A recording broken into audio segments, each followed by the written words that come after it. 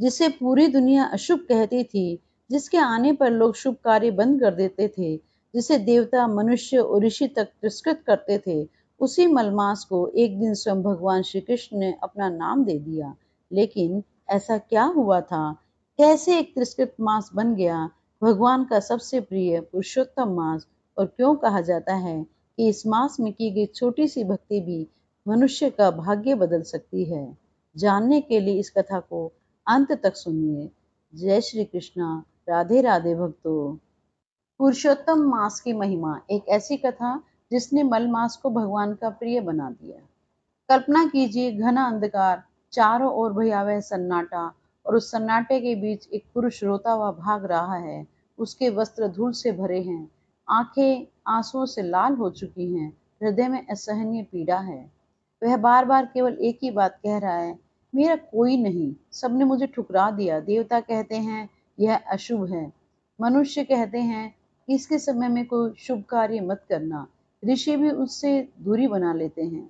जिसे पूरी सृष्टि ने अपमानित किया हो, जिसे कभी सम्मान न मिला हो, उसके हृदय में कितनी पीड़ा होगी। और अंततः वह टूट गया। उसने निश्चय किया, अब मैं जीवित नहीं रहूंगा। लेकिन वह कोई साधारण मनुष्य नहीं था, वह था अतिरिक्त मास, जिसे संसार मल मास कहकर पुकारता था। और आज अपनी अंतिम आशा लेकर वह बैकुंठ धाम पहुंच चुका था। द्वापर युग, वनवास का कठिन समय। कभी हस्तिनापुर के स्वामी रहे पांडव आज वन में कष्ट में जीवन जी रहे थे। धर्मराज युधिष्ठिर मौन बैठे थे। भीम की आंखों में अग्नि थी। अर्जुन का गांडीव एक ओर रखा था, और द्रौपदी, जिसका अपमान पूरी सभा ने देखा था, वह चुपचाप अग्नि में लकड़ियां डाल रही थी। तभी अचानक पूरा वन दिव्य प्रकाश से भर उठा। वायु स्थिर हो गई, पक्षियों का कलरव शांत हो गया। पांडव समझ गए स्वयं श्री कृष्ण पधार चुके हैं। अगले ही क्षण श्याम सुंदर वहां प्रकट हुए। उन्हें देखकर पांडवों की आंखें भर आई, जैसे वर्षों से सूखी भूमि पर वर्षा की पहली बूंद गिरी हो। लेकिन आज भगवान श्री कृष्ण के मुख पर मुस्कान नहीं थी, उनकी आंखों में करुणा भी थी, और गंभीरता भी। उन्होंने पांडवों की दशा देखी, धर्म का अपमान, द्रौपदी का दुख, वनवास का कष्ट। कुछ क्षणों के लिए ऐसा लगा मानो भगवान का क्रोध संपूर्ण संसार को जला देगा।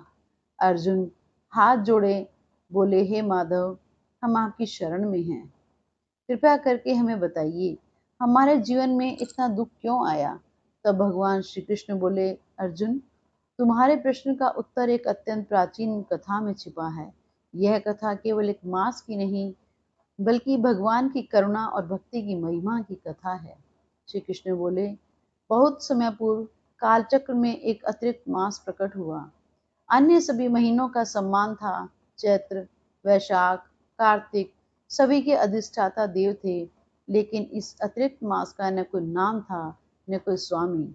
लोग उसे तिरस्कार से मलमास कहने लगे। कोई उस मास में विवाह नहीं करता था, कोई शुभ कार्य नहीं, कोई उत्सव नहीं। हर कोई उसे अशुभ मानता था। दिन प्रतिदिन अपमान सहते सहते वह मास अत्यंत दुखी हो गया। अंततः एक दिन वह रोता हुआ बैकुंठ पहुंचा, भगवान विष्णु के चरणों में गिर पड़ा और करुण स्वर में बोला, हे प्रभु, मेरा कोई आश्रय नहीं, सब मुझे अपवित्र कहते हैं। मैं अपमान सहते सहते थक चुका हूँ, अब मुझसे दुख सहा नहीं जाता। यह कहते कहते वह मूर्छित हो गया। भगवान विष्णु का हृदय करुणा से भर उठा। उन्होंने उसे उठाया और प्रेम पूर्वक कहा, शांत हो जाओ, अब तुम्हारा तिरस्कार समाप्त होगा, मेरे साथ चलो। भगवान विष्णु उस अतिरिक्त मांस को लेकर गोलोक वृंदावन पहुंचे। वहां का दिव्य प्रकाश इतना अलौकिक था कि उसकी आंखें झुक गईं। चारों ओर भक्ति का आनंद और वातावरण था, और मध्य में विराजमान थे स्वयं पूर्ण पुरुषोत्तम भगवान श्री कृष्ण। भगवान विष्णु ने प्रणाम किया और उस दुखी मांस को भी भगवान श्री कृष्ण के चरणों में झुका दिया। श्री कृष्ण ने करुणा से पूछा, यह इतना दुखी क्यों है? तब विष्णु भगवान ने उसकी पूरी व्यथा सुनाई। सब सुनने के बाद भगवान श्री कृष्ण कुछ क्षण मौन रहे। फिर उन्होंने मुस्कुरा कर कहा, आज से यह मांस तिरस्कृत नहीं रहेगा, मैं इसे अपना नाम देता हूँ। आज से पुरुषोत्तम मांस कहलाएगा। मेरा तेज, मेरा पुण्य, मेरा आशीर्वाद सब इसमें स्थित रहेगा। जो भक्त इस मास में भक्ति करेगा, उसे विशेष कृपा प्राप्त होगी। मैं स्वयं इसका स्वामी हूँ। और उसी क्षण जिसे संसार अशुभ कहता था, वह भगवान का प्रिय बन गया। द्रौपदी का इसमें पूर्व जन्म की कथा भी आती है। इसके बाद श्री कृष्ण ने अर्जुन की ओर देखा और कहा, अब सुनो, इस कथा का संबंध द्रौपदी से कैसे है। पूर्व जन्म में द्रौपदी एक ब्राह्मण कन्या थी। उसकी माता बचपन में ही संसार छोड़ गई। पिता तपस्वी थे। समय बीतता गया, लेकिन उसका विवाह नहीं हुआ। धीरे धीरे वह अकेली और दुखी रहने लगी।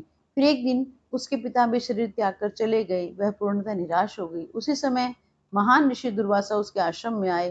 कन्या ने श्रद्धा पूर्वक उनकी सेवा की। ऋषि प्रसन्न हुए। उन्होंने कहा, पुत्री, कुछ समय बाद पुरुषोत्तम मास आने वाला है।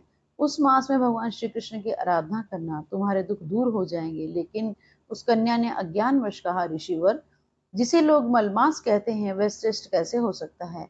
यह सुनते ही दुर्वासा ऋषि गंभीर हो गए। उन्होंने कहा, तुमने जिस मास का अपमान किया है वह स्वयं भगवान का प्रिय है। इस अपराध का फल तुम्हें अवश्य भोगना पड़ेगा। समय बीतता गया। उस कन्या का जीवन दुखों से भर गया। तब उसने भगवान शिव की कठोर तपस्या आरंभ की। दीर्घ काल तक तपस्या करने के बाद भगवान शिव प्रकट हुए। उन्होंने कहा, वर मांगो। कन्या बोली, मुझे श्रेष्ठ पति प्राप्त हो। उसने यही बात 5 बार कही। भगवान बोले, तथास्तु, अगले जन्म में तुम्हें 5 पति प्राप्त होंगे। यह सुनकर कन्या भयभीत हो गई।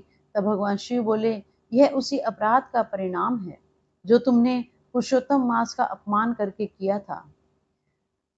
भगवान श्री कृष्ण बोले, अर्जुन, वही कन्या अगले जन्म में द्रौपदी बनी और उसी कर्म फल के कारण उसे कुरुसभा में अपमान सहन करना पड़ा। लेकिन जब उसने संपूर्ण विश्वास से मुझे पुकारा, तब मैंने उसकी रक्षा की। पांडव शांत होकर सुनते रहे। फिर भगवान बोले, तुम लोगों के दुखों का कारण भी यही है। तुमने पुरुषोत्तम मास का महत्व नहीं समझा। लेकिन अब अवसर फिर आएगा। उस मास में स्नान, दान, जप और भक्ति करना, तुम्हारे दुख समाप्त हो जाएंगे। कुछ समय बाद पुरुषोत्तम मास आया।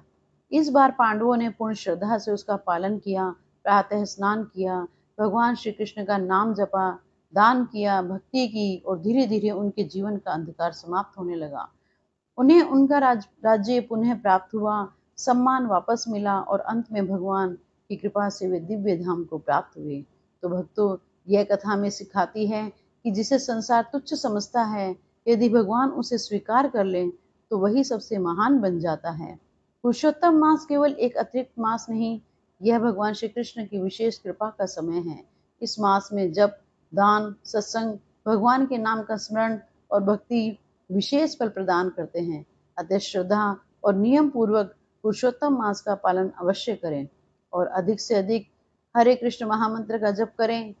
हरे कृष्ण कृष्ण कृष्ण हरे हरे, हरे राम राम राम हरे हरे। भगवान श्री कृष्ण की कृपा आप और आपके परिवार पर सदैव बनी रहे। अगर आज की कथा आपको पसंद आई हो तो वीडियो को लाइक और शेयर अवश्य कीजिए और सनातन धर्म, पुराणों और शास्त्रों से जुड़ी ऐसी ही प्रामाणिक कथाएं सुनने के लिए हमारे चैनल को सब्सक्राइब करके बेल आइकन जरूर दबा दीजिए। जय श्री कृष्ण, राधे राधे।